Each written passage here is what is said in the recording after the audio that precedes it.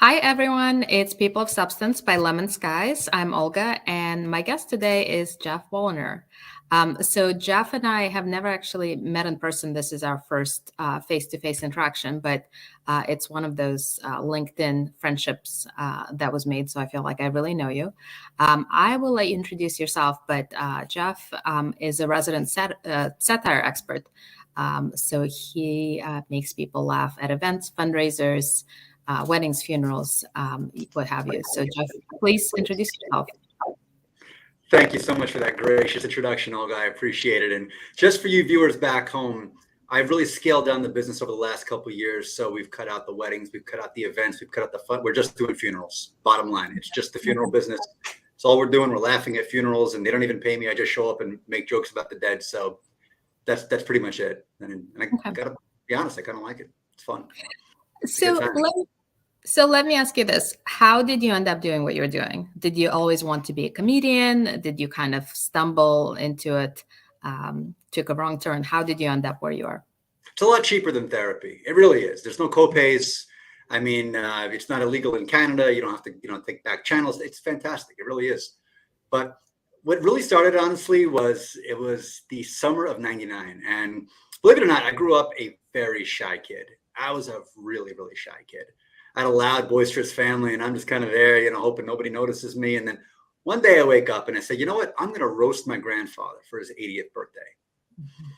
Why not? What could go wrong, right? Well, I got excommunicated. Everything went wrong. I was disinherited. It was the whole thing. They don't speak to me to this day. It's not nice. But I decided, you know what? Let me try this when I get a little bit older and see how it goes. So at 18, I entered a competition. It's the funniest person from Queens up in New York. And it was a competition of about a dozen people. And to my great surprise, I knew I had a talent because I finished dead last. No, please. No, I won the thing, but it was a great time. And it was, wait a second, you could do this? Let's give it a shot.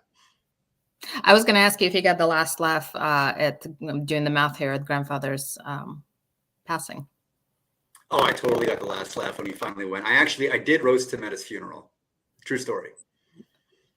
So, Geoff, tell me, what kind of work do you do with nonprofits? So a lot of work I do tends to be with causes, and some of them, don't quite lend themselves to laughing matters, especially in the health space. But what kind of work do you do with nonprofits?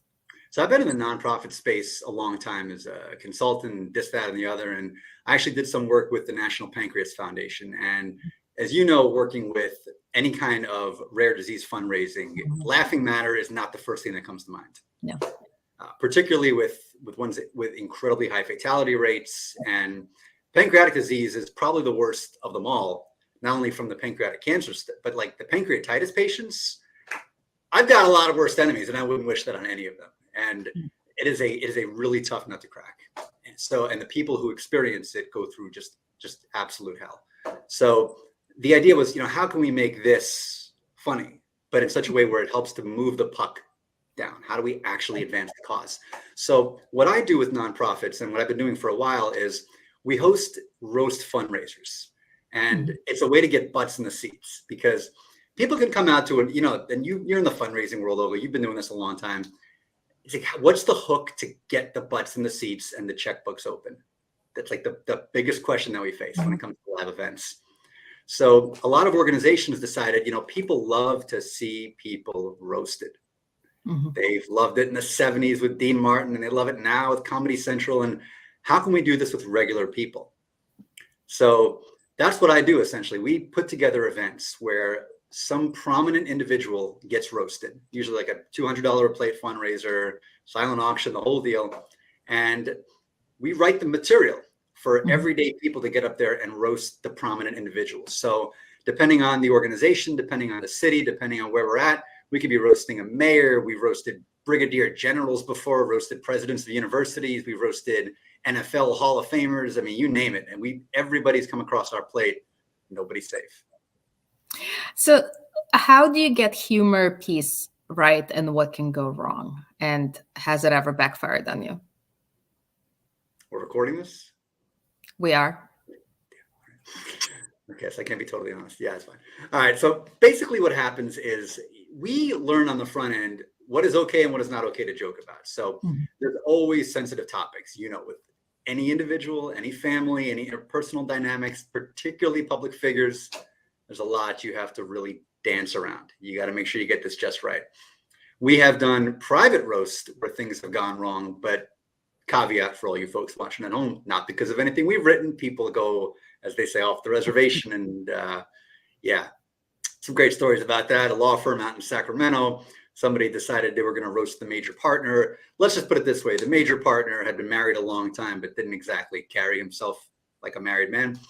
And they had made a mention of that. And the third party in question happened to be sitting right in the front row. And it was a whole thing. And so it was actually very funny. They sent me a clip of it. It was hilarious. We did not approve that material, but humor can really go wrong when you start poking some very raw, very open wounds that are not laughing matters to a lot of people. Basically, don't make fun of people's secrets. One thing I can say, if somebody's looking to make a joke, you can joke about anything. Don't joke about somebody's secrets. Not going to do well received. So let me ask you this. Did that end up in a lawsuit, that particular roast? It didn't. It ended up in a lot of bad feelings, and it was apparently a divorce came down the line, but had nothing to do with the action. The roast itself was actually a great time. And the roast that we do, we don't touch those topics. We'll roast, hair pieces, and we'll roast, catchphrases and people's crazy dishes and stories and this, that, and the other, and their career path. And that's the stuff we'll play with. And we have a lot of fun with that. So how do you start the storytelling aspect of it? How do you just start writing your material, and how do you get past the writer's block? Honestly, it's weird. I don't have writer's block. I know that sounds like a strange thing to say. And I did years ago. And then I had this, here's where the crazy, you ready for the crazy? Because here's where the crazy is going to start making its way in here. So last year I had one of those great, how shall we say, transcendent experiences. And where the universe and I just decided to sit down, have a cup of coffee, and just, chop it up like real folk. And the universe just opened itself up to me and it said, look, here's the deal. You are just a conduit. It's all you are. You're a conduit. You're not even like this Geoff character. You're just playing a character called Geoff. So all the comedy that you have, all the writing that you do, that's coming from us, Jack. You're just here to tell the story. And if you're struggling to tell the story, just sit back, relax, do a little meditation, get out of your own head, get out of your own thoughts, and we'll show up. And reliably, it happens every single time. And at this point, I don't even consider myself a comedian. I just look at myself as basically a channeler. Okay. So what has been your favorite, and I love the stuff you write, you kind of follow the current trends in the workplace. I feel like you had some fun with quiet quitting. I think yesterday I saw something from you actually about funerals and enjoying them. We're back in the dark space. Oh yeah, it always gets dark with me. What can I tell you? So what has been your favorite performance or piece that you've written, any that stand out as kind of your favorite babies? Oh boy. So I would actually say the stuff that really hits my heart the most are wedding speeches that I write. And I help a lot of fathers of the bride who are really nervous public speakers, and it's the big day, and they're dropping a lot of cash for this wedding, and it's their baby girl getting up there, and it's like this big moment. And what they really want to do more than anything is, first of all, they want to show, hey, I can do this. But they want to create a moment with their daughter. They want to be funny. They want to be sentimental. And, I could talk about the celebrity roasts I've done, this and that. Honestly, those don't hit the heartstrings. The ones I do for these dads that are never going to be known outside of their little town in Minnesota, where you are, or wherever else they are. And when they come back to me and they say, Geoff, that speech was a moment I'll never forget, because there was a look in my daughter's eye that said, wow, that's my father. That is my father. And that was just, that's the good stuff right there. So I'm starting to think that's a way to offset that divorce that your roast caused. 100%. Yeah, definitely. It's earned some brownie points for my soul, because God knows I've done enough where I may be heading the wrong way when this is all said and done. So I got to make up for some lost time here. And that's what I'm trying to do with the fathers for sure. Yeah. So, and do you take similar approach to, you're very funny on LinkedIn, one of the few funny people I would say on LinkedIn. Do you take a similar approach to that? I do, honestly. And to me, the reason I do as much satire on LinkedIn as I do is because I just enjoy it. Is bottom line. I like making people laugh. I like the fact that, to me, I actually look at a comedy kind of philosophically in some ways, where we have a lot of things that stress us out in this world. God knows the last couple of years, especially. And it's more than just like the big stressed out things. It's the micro things. It's, it's the quiet quitting. It's the, HR getting on us for this, that, and the other. It's all the little things that cause people this just compound level of stress. So what I try to do is identify these sources of stress, be it a geopolitical thing, be it a social thing, whatever it is. Take that piece of stress and just massage it and loosen it up with some comedy. And if people can look at something yesterday that was a source of stress and see it today as a source of comedy, changes their outlook on it like instantaneously. Now that thing is still going to be stressful, but if you can laugh at something, it defangs it a little bit. So what I'm really trying to do, bottom line, I'm trying to defang life a little bit for everybody if I can. So have you been seeing those adult size costumes, the recruiter that goes to me? Have you seen those? Okay. Love it. Love it. What's your Halloween costume, Geoff? My Halloween costume, I'm debating between a couple of them right now. Sexy Batman is always my personal favorite. Not for me, just for other people. But Pompous Professor might be the way that I go this year. I already got the rim glasses. I got the corduroy blazer. I got the pipe, the whole deal. Walking around. As soon as I meet anybody, I'm going to immediately put them in $400,000 worth of student loan debt. So we're going to be in great shape. Yeah, that sounds great. No, I think so too. I'm debating what to do for mine, so I welcome suggestions. What are you thinking? Where's your heart at? Well, I don't know. I painting your face green could be a possibility. That's always a good humor, but maybe just sexy cat. That seems like a good standby. Sexy cat. I tried it a few years ago. It was not well received. I think you might pull it off better than me. I wish you luck. Did you do the whiskers? No. The whiskers were everything. Everything. Yeah. Problem is I try to grow them naturally, and this is no. Right. Well, no, you kind of draw them on. So. Yeah, it just looks scruffy. Yeah, unkempt. So I don't know if we sort of talked about some topics we want to cover, but I'm wondering if I should just give you some space and time to just kind of go do what you do. I don't dare ask you to roast me because I'm afraid of what will come out. But I wanted to just give you a bit of space to just do what you do. I'm too much of an Olga fan to roast you, honestly. It's, you only, I am, yeah. You only roast the ones you love, and I don't love you at all. In fact, I don't even care for you. So I don't even doing this. Honestly, it's, roasting is fun, right? It's something that you do when you have the material, like the raw material to work with. And I'm working on a book right now. I've been working on it all year, actually. It's a roast of LinkedIn. And it's like a full-on roast of LinkedIn. And it's actually told as a bedtime story of an uncle. It was actually inspired. So last December, I was down in Florida and I was babysitting my niece. And I love her. She's a real ball buster. She is like kind of your classic, like it's going to be done my way or it's not happening. And she was 7 at the time. So she said, okay, I want you to read me a bedtime story. Like, all right, easy enough. Yeah. So I didn't have any books. So I'm thinking, okay, what can I do? I start telling her this story. It's like, I know that one. Fine. I start telling her the next story. I know that one too. Like, kid, is there anything you don't know? So I start thinking, what can I tell her that she actually hasn't heard before? So I start thinking of my most recent book, and I told that book, leaving 2020 in storybook form, like fairy tale form. And as I'm telling her the story, this other idea starts to like plant itself in the back of my head. Thinking I might want to get this checked out, but it actually started to grow and it started to germinate in this idea of, what if I could do a roast of LinkedIn told as a story to a 7-year-old called The Land of Linky? And all these characters, like these LinkedIn archetypes that we love to make fun of all the time, like the high deer creeps and the DMs and, the pitch slap people the minute you connect, and all these influencers and, all the, like the hobgoblins that we see on this platform all the time. What if we can turn them into like actual, like hobgoblin type characters in this fairy tale and basically explain LinkedIn to a 7-year-old? Can you give us a highlight? And also I have somebody for you that, was talking about Andrew Tate's business acumen just this morning. Oh yeah. One of my personal favorites. So one of the characters is the Agree Monster. And so our main character, her name is Deb, and she just got laid off, and she goes to this magical land of Linky to find the prince recruiter to help her out. This magical prince is gonna save her.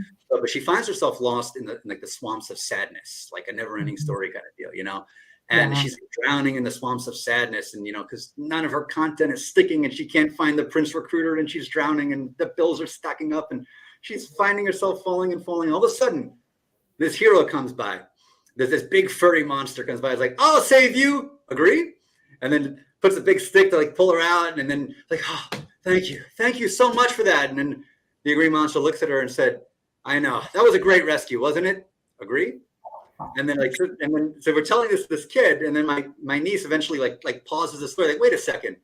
Why do you say agree all the time? Nobody would say that, not even a monster. And so it becomes this like commentary about like all the ridiculousness on LinkedIn through like a 7-year-old's eyes. Yeah. Well, I'm excited. When does the book come out? I'm hoping to get it released before the end of the year. So before the end of the year. Oh, that's very soon. It's coming up. Yeah. Will there be a party? Release There's party? always going to be a party. There's always every day a party. I'm just angling for an invite here.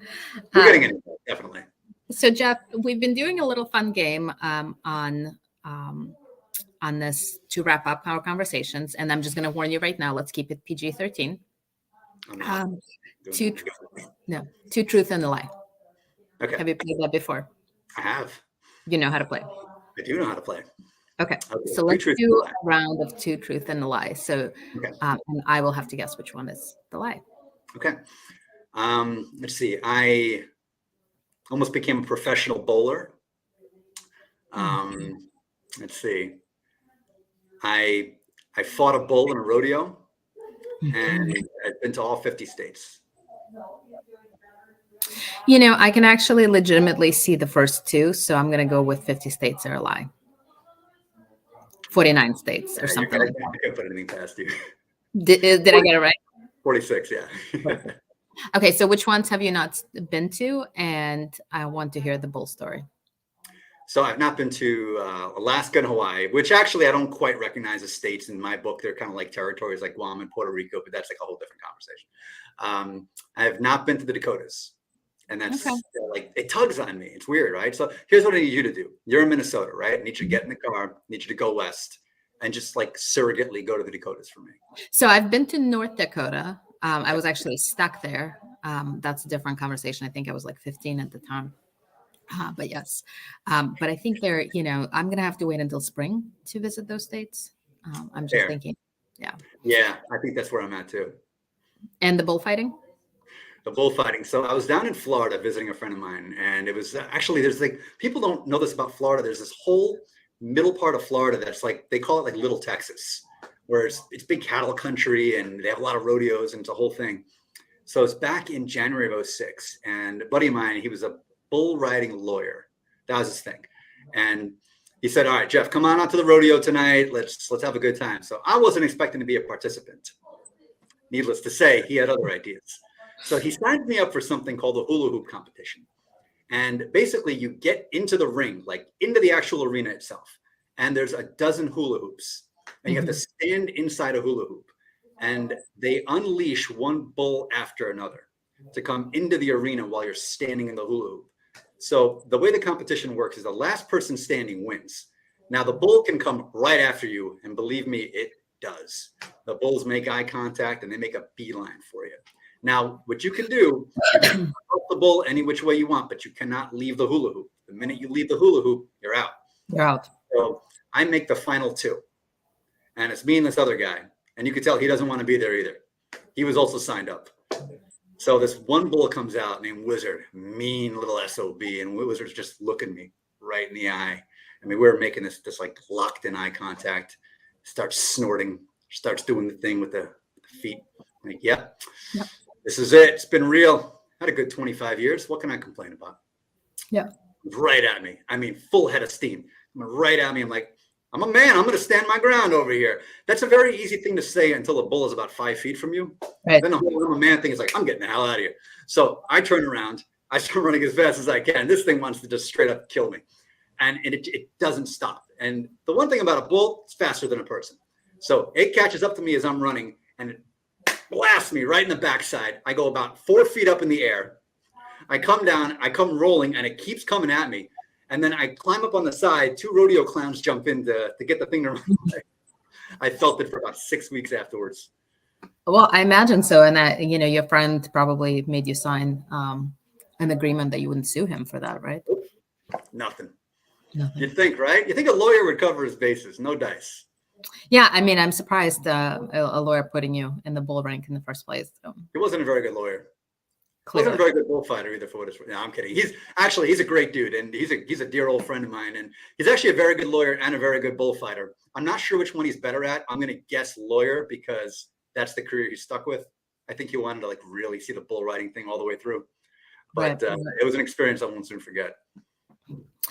Geoff, thank you so much. This was truly a very unique in the series of conversations. So I just really appreciate you being here, and I can't wait to see your book. I And appreciate you. always look forward to seeing your fun posts to brighten the day. And go figure, you're in Minnesota. I'm here in Virginia. We live 10 minutes from each other. This is the first time we're having a conversation. True. That's true. I have to fly across the country to do that. So we'll have to get together when you actually get back to Dodge. You got it. But have fun out there in the meantime.